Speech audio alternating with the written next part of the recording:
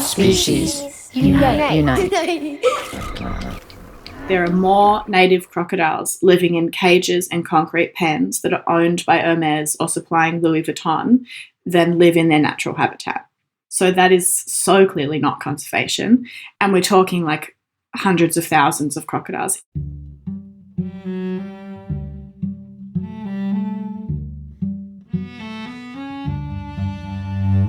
Hi, I'm Elizabeth Novogratz. This is Species Unite. We have a favor to ask. If you like today's episode and you have a spare minute, could you please rate and review Species Unite on Apple Podcasts or wherever you listen to podcasts? It really helps people to find the show.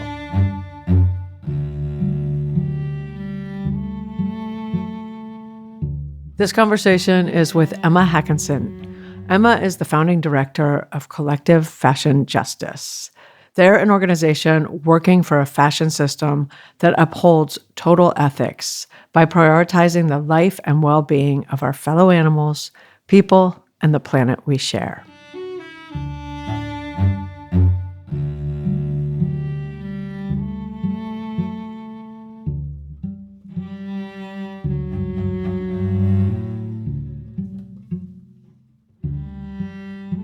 Hi, Emma. Hi, how are you? I am good. It's really cool to have you here. Let's talk about Collective Fashion Justice. Let's talk about first what it actually is. Collective Fashion Justice is a charity, and we have a goal, which is to create what we call a total ethics fashion system. There's so many terms like sustainable fashion, ethical fashion, vegan fashion, cruelty-free fashion, but they're often used as a form of greenwashing, and then also they are not necessarily all-encompassing or holistic. So total ethics fashion wants people, our fellow animals, and the planet to all be considered ahead of profit all the time. So no compromise of like, oh, this bag is made fairly by a person, but it's made from the skin of a slaughtered animal, or vice versa. It's recognizing that our well-being is interconnected, so we have to protect us all.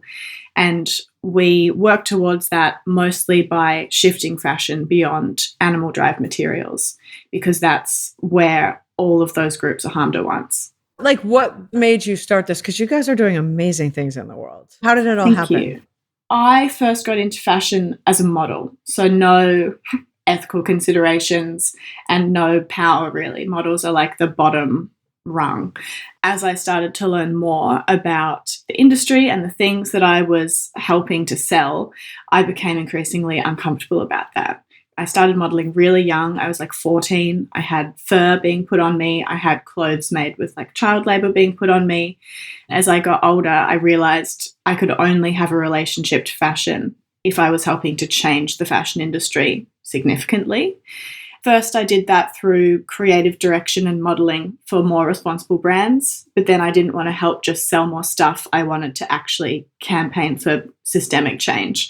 And so after working for a few other charities and seeing that, you know, there was a missing spot for an organization like mine that respects the fashion industry and speaks fashion language, because the industry, I think, doesn't care really what like outsiders think about it.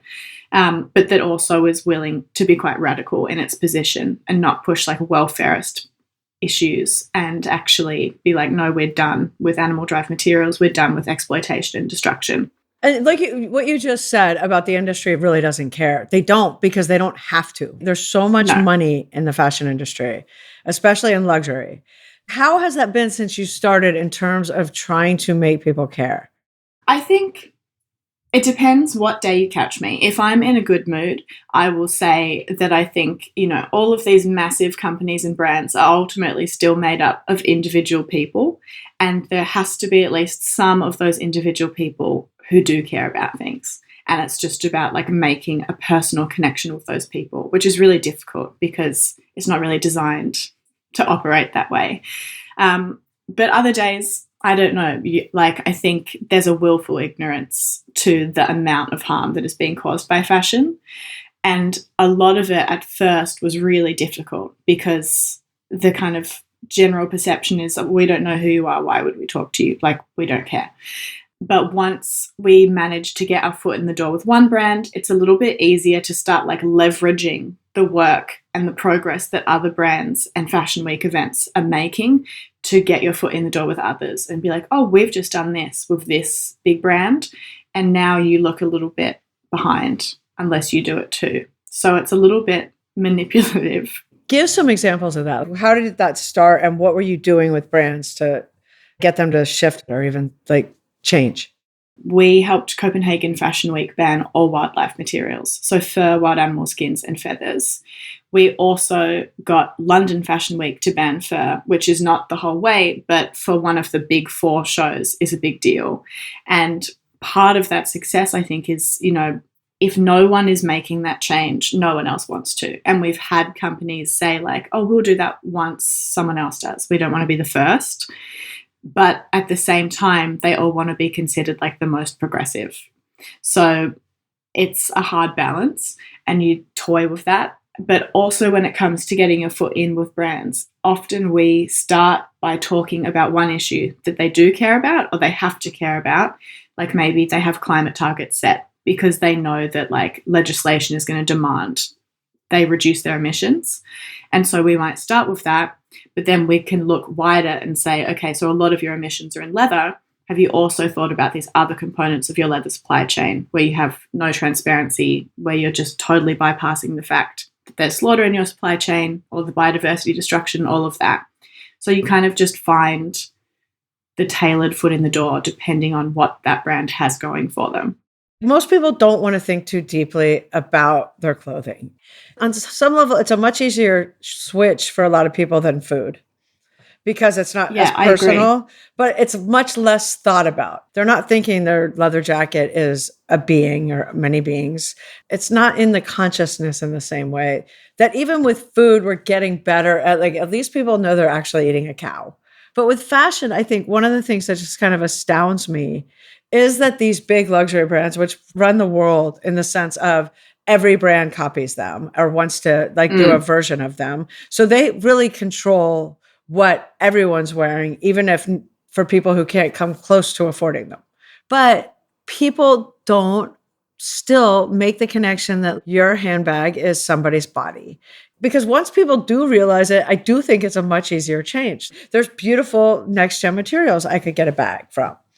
Have you seen that, like in terms of what people shifting and like that once they see it, it's an easier shift? I think yes and no. For the everyday person who is not necessarily like super obsessed with fashion, but just has to wear clothes because we all wear clothes, it is definitely much easier because there is less connection to the clothing. And, we're not supposed to be just endlessly buying clothes. It's unsustainable in itself, whereas we have to eat 3 times a day. So it's easier in that way. But for people where fashion is their life, it's harder, I would say.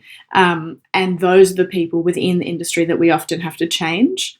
But the material innovation is progressing at a rate that, is never fast enough, but is moving quickly enough that investment will just make it much easier to make the move away from animal drive materials. But I also think that disconnect is a huge problem. The leather tanning process exists to make a skin that would otherwise rot on our feet because that's what skin does. It's the same as ours. It exists to make it no longer effectively biodegradable and to look totally different, to get rid of the fat, to get rid of everything, whereas a steak is very clearly like a lump of flesh. So that disconnect is hard to grapple with, and it also means that the leather industry and the wool industry and all of these industries have effectively kind of manipulated people within fashion to make that disconnect even stronger.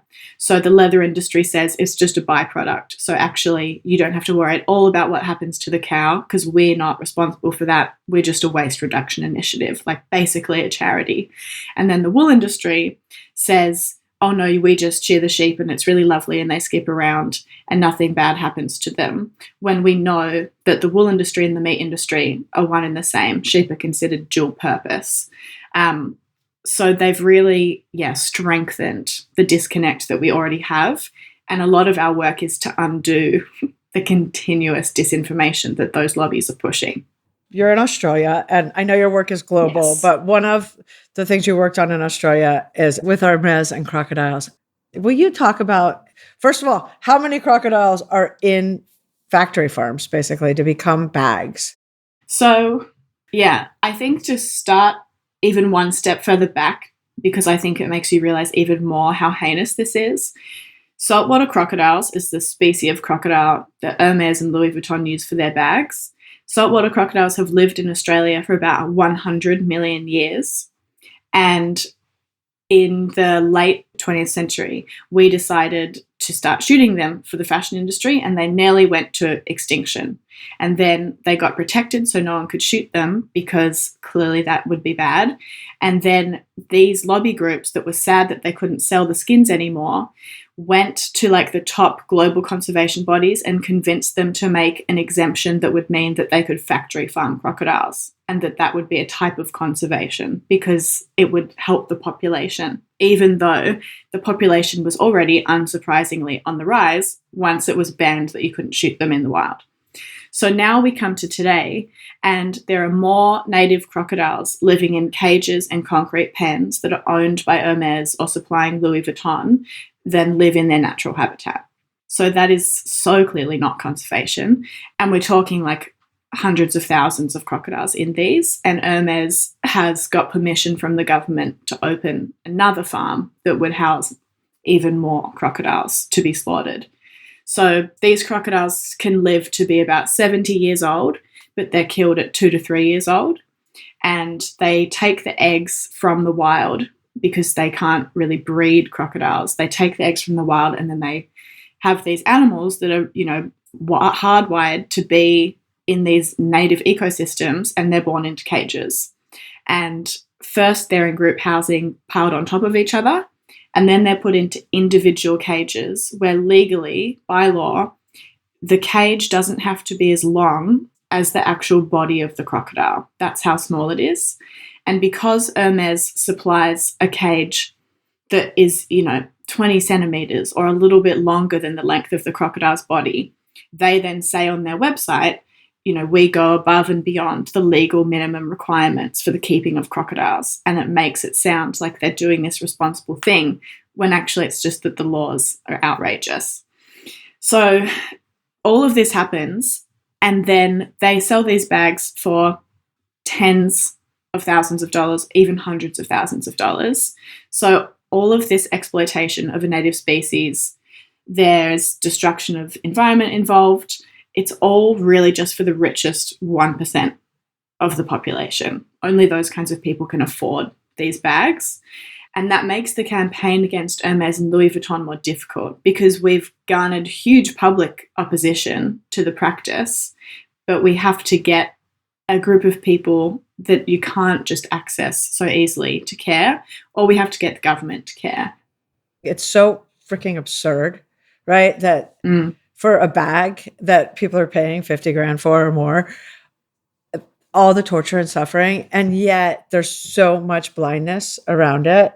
Even Australians don't know there are crocodile farms. Wow. Like, it's very well hidden until there have been, exposés that show the footage before all of that, and it made it to, national news. And my friends got that footage, and that was amazing of them. So many people just had no idea.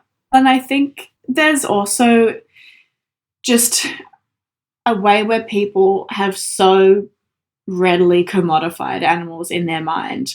Like, there's footage of people who have, many of these bags. So they're very, very wealthy because they've afforded that many. And some of the bags are even like Nile crocodile and crocodiles from different parts of the world. And the level of exclusivity is based on like how rare that skin is. Right. And it seems to not even connect in their mind that like maybe if an animal is rare, it means that they should be being protected rather than made into a bag that you think is special.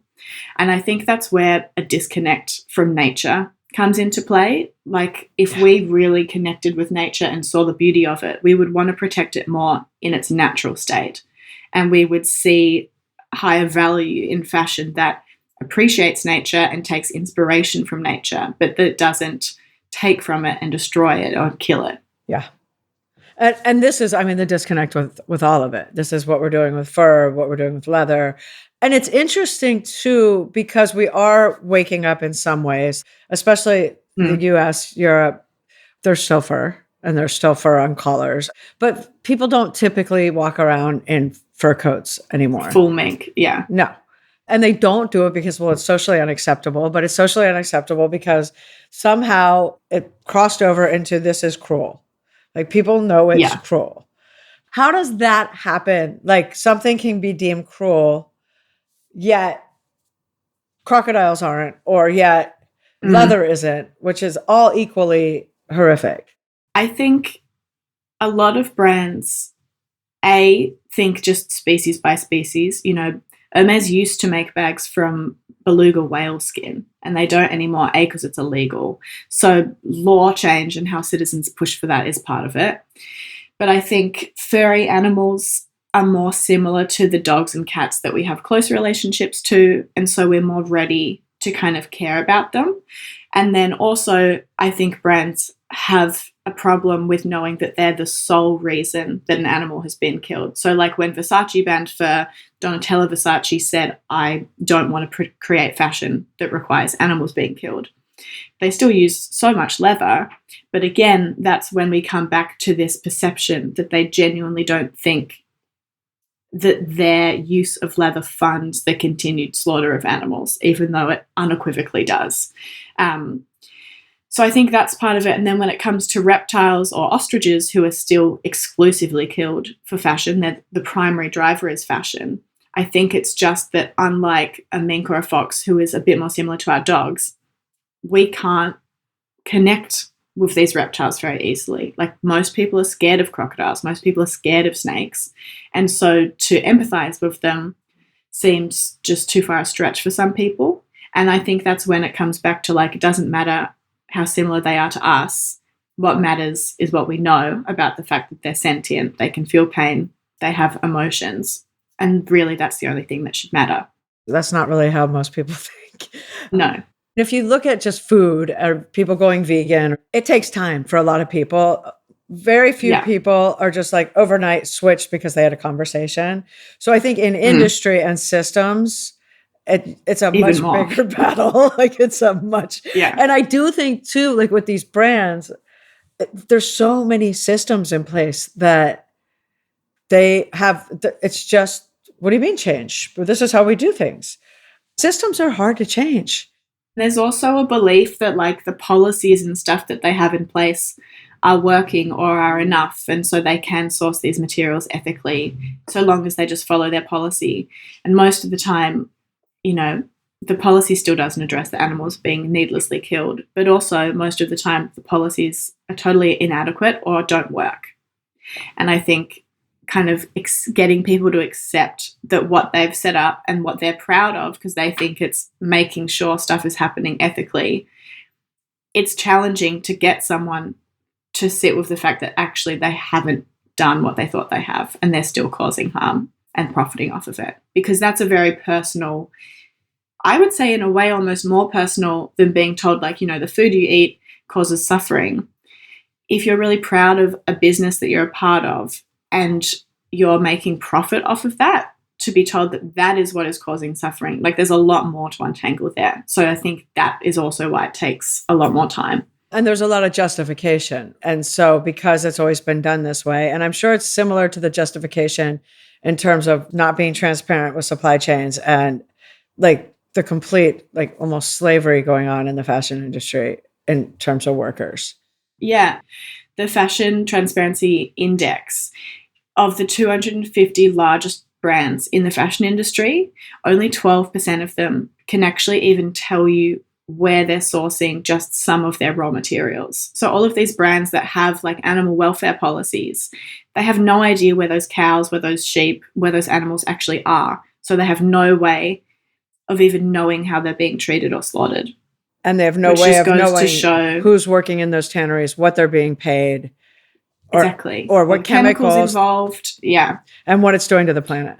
Which to a certain extent, you know, there's all this investment now going into like certifying animal derived materials and trying to improve them. And I'm trying to get through this idea that, you're investing then in a short-term solution that doesn't actually fix everything. So at a certain point, you're still going to have to move beyond these materials because climate-based legislation will demand it. Leather and wool have such a high methane footprint because, just like fur is being banned, in the future I do think other animal-derived materials will be banned. It doesn't make sense to invest in slightly improving a broken thing when you could be investing in the next generation materials that have so much more longevity. Yeah. And because the next gen materials, they're all getting there, like the super next gen, the really environmentally incredible next gen materials. And everyone's on the verge of scaling. A few are scaling somewhat now. Do you think that's what's going to be the big change maker with all of this? Like big picture is the tech? Yeah, because a lot of the time, at the moment, brands that say they would reduce their leather, but they don't want an alternative that has plastic in it. And that means we have to wait for the plastic-free alternatives to scale up more.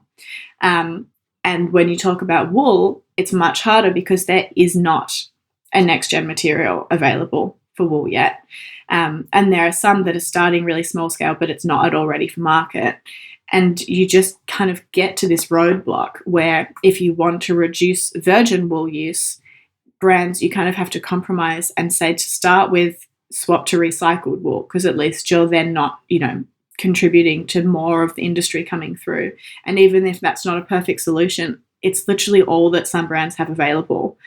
So I think there will be some brands like Fendi that used to be a Furrier and stuff like that where they're just going to be committed to no, we'll only use the real thing and think that that is really important.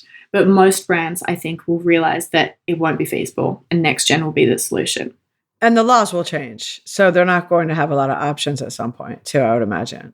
Exactly. Yeah. So why waste your time being stubborn? Right. So what are you most excited about right now with all of this? I am really excited about another film project that we're working on. In August, I'm going to Peru because in the Peruvian Amazon jungle, there's an indigenous community that makes a bio-leather out of sap that comes from a tree, and it doesn't take any harm from the tree. They kind of carve a circle around it and collect the sap like that. And then in Lima, there's a material tech startup that works with them to help make it more durable. And so we're producing a film about that, and it'll be the first in a series that shows a next-gen leather material and connects each one to a brand or a designer that kind of showcases it. And then it's really a proof of concept for the industry to be like, look how beautiful this is, not only in how it looks at the end, but in the supply chain. Like, don't you want this kind of story behind what you create instead of a story that you would be embarrassed to tell? I would think, and maybe because I've been vegan for a long time and I love saying, oh, my coat was made from, apples or whatever. I think people in general would like that. I do. I think that narrative, people wanting things that are good for the planet, that don't cause harm, and also are good for other humans. You want to wear it and show it off, I would think. Well, so much of what fashion is a visual extension of your personality. And that should mean then not only showing, your artistic interests, but your values.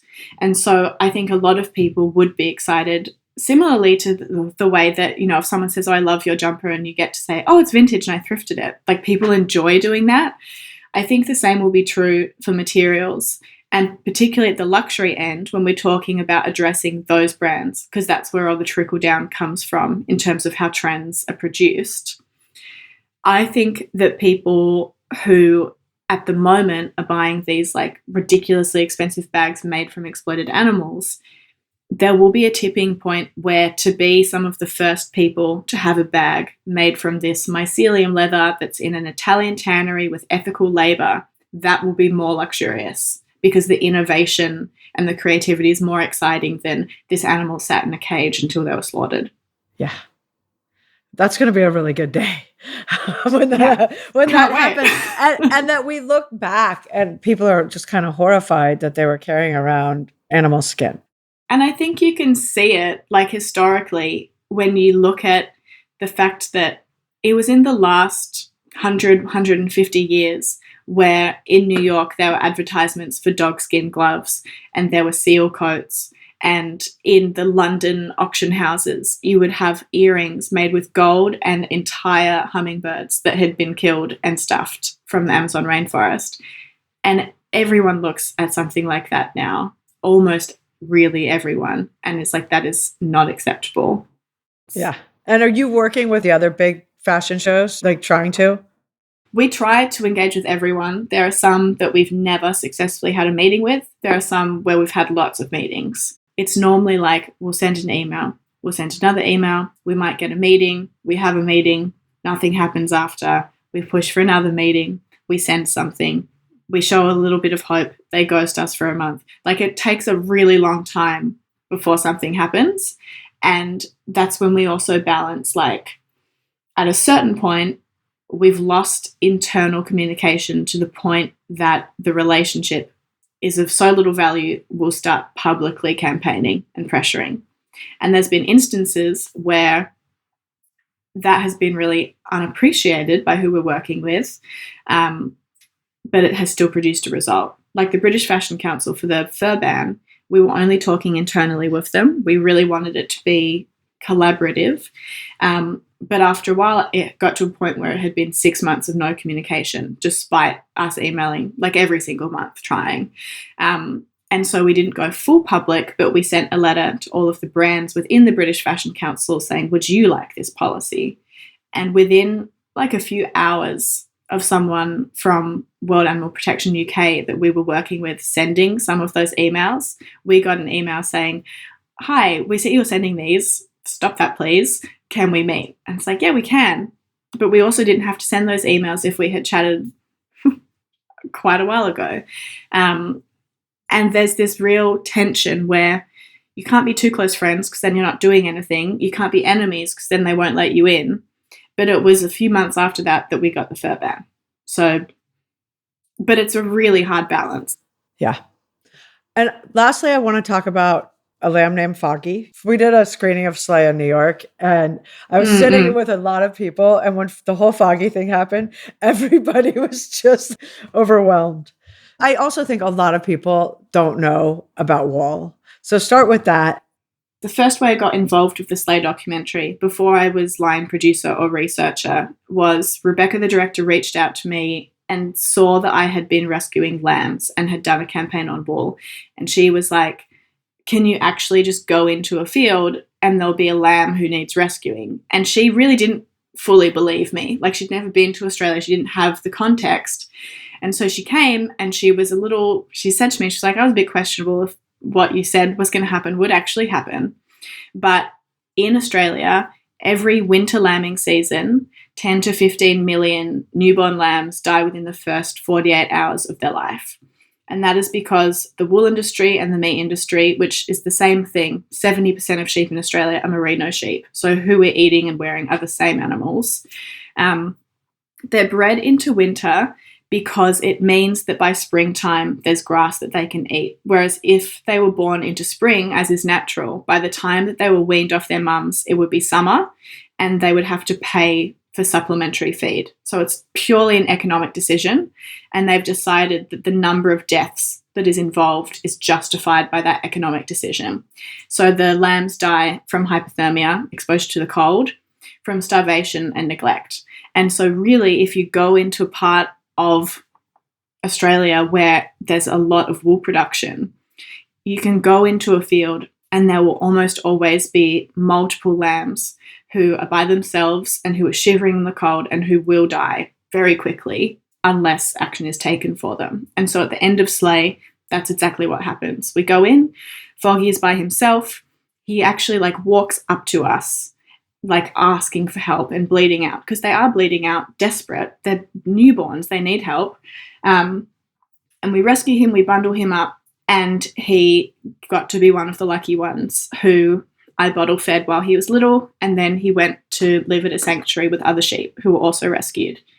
So that means he never had his tail cut off, he never had his testicles cut off, both legal without pain relief. He was never milled, live lamb cutting, where they cut the skin around the backside.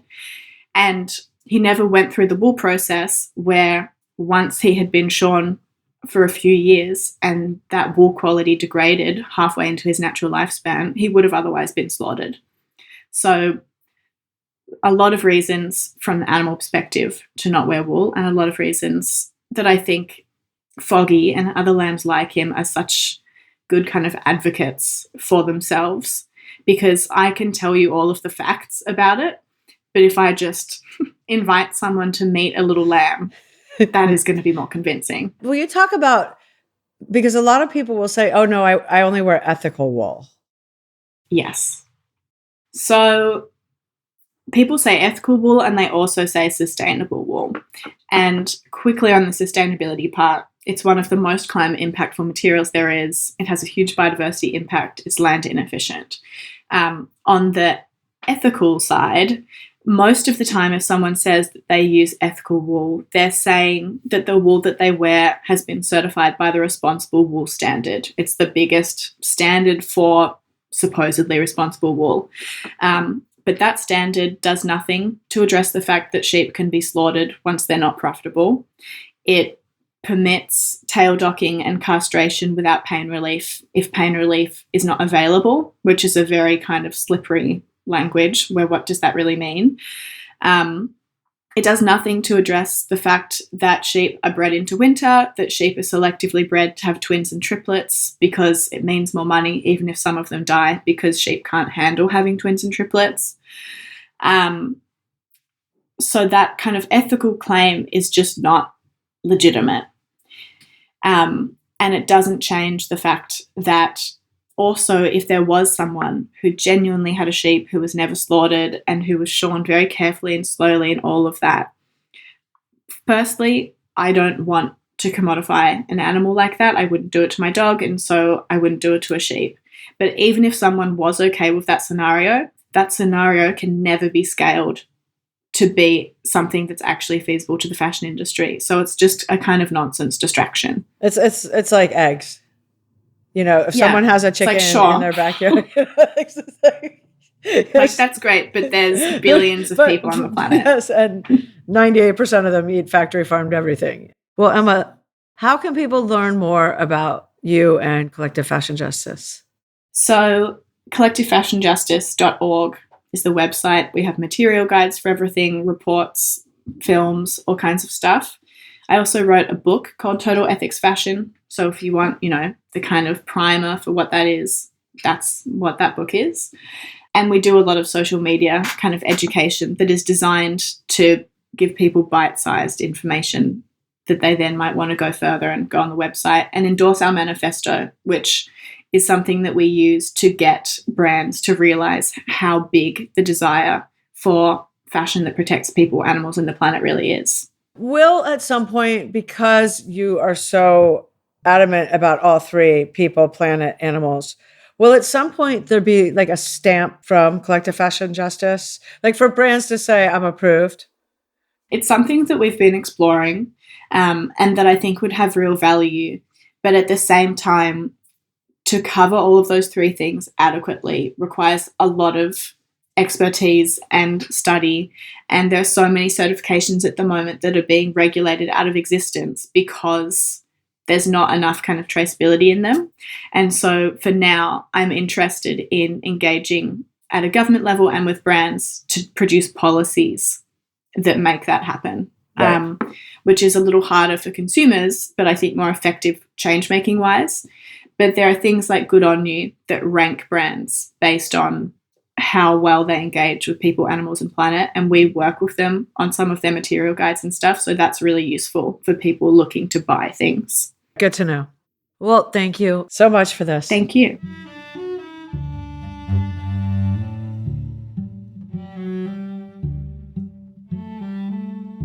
To learn more about Emma and to learn about Collective Fashion Justice, go to our website, speciesunite.com. We will have links to everything. We're on Facebook and Instagram at Species Unite.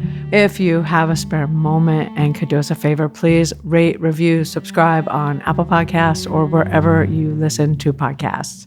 It really helps people find the show.